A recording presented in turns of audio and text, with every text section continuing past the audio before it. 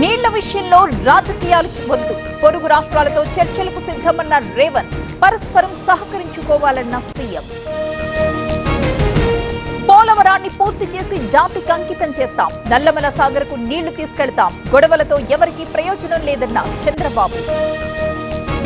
TTD board సభ్యత్వానికి జంగా రాజీనామా, చేతికందిన భూమిని లాగేశారంటూ ఆవేదన, రేపు సీఎంఓకి రావాలని అనగాని ఫోన్. అధికారులపై చంద్రబాబు ఆగ్రహం, పాస్ బుక్స్ పంపిణీలో నిర్లక్ష్యం తగదన్న సీఎం. పిఠాపురం పారిశుధ్య నిర్వహణపై పవన్ గరం. భోగాపురం వెళ్లేలోపు బెజవాడ వెళ్లొచ్చు, విశాఖ ఎయిర్పోర్ట్ ని యథావిధిగా కొనసాగించాలి, ప్రజాభిప్రాయాన్ని తీసుకోవాలన్న బీజేపీ ఎమ్మెల్యే. తిరుపతిలో రేపు పౌర హక్కుల సంఘం సభలు, జాతీయ చిహ్నాన్ని అవమానపరిచారని విమర్శలు, సంఘం నేతల్ని అదుపులోకి తీసుకున్న పోలీసులు. కాళేశ్వరంపై సీఎం రేవంత్ కక్షగట్టారు, అక్రమ కేసులకు భయపడేది లేదన్న హరీష్, సిద్దిపేట జిల్లాను రద్దు చేస్తే ఊరుకోమన్న నేత. ఉర్దూ వర్సిటీ భూమిపై రేవంత్ కన్ను, దీనిపై రాహుల్ మాట్లాడాలన్న కేటీఆర్, దమ్ముంటే అశోక్ నగర్ కు రావాలంటూ సవాల్. కోడి పందాల్ని జూదాన్ని బంద్ చేయాలి, గోదావరి జిల్లాల కల్చర్ కాపాడుకోవాలి, ప్రశాంతంగా పండగ చేసుకోవాలన్న పవన్ కళ్యాణ్. విజయ్ భాస్కర్ వల్ల టీటీడీకి 118 కోట్ల రూపాయల నష్టం, కల్తీ నెయ్యి కేసులో ముందస్తు బెయిల్ తిరస్కరణ, 34 లక్షల రూపాయల లంచం రికవరీ.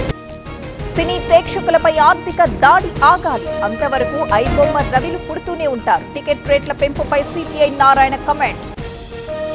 డ్రగ్ కేసులో అమన్ ప్రీత్ కు బిగుస్తున్న ఉచ్చు, అప్పీల్ను తోసిపుచ్చిన తెలంగాణ హైకోర్టు, డ్రగ్స్ కేసులో హీరో నవదీప్ కు రిలీజ్.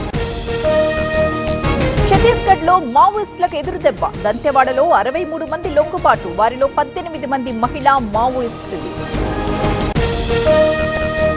శబరిమల బంగారు తాపడం కేసులో కీలక మలుపు, ఆలయ ప్రధాన పూజారి అరెస్ట్, చోరీ గురించి పూజారికి ముందే తెలుసన్న సిట్. బిలియనీర్స్ కోసమే బీజేపీ సర్కార్, నిలువెల్లా అవినీతి అధికార దుర్వినియోగం, బీజేపీకి పేదలు అంకెలు మాత్రమేనన్న రాహుల్.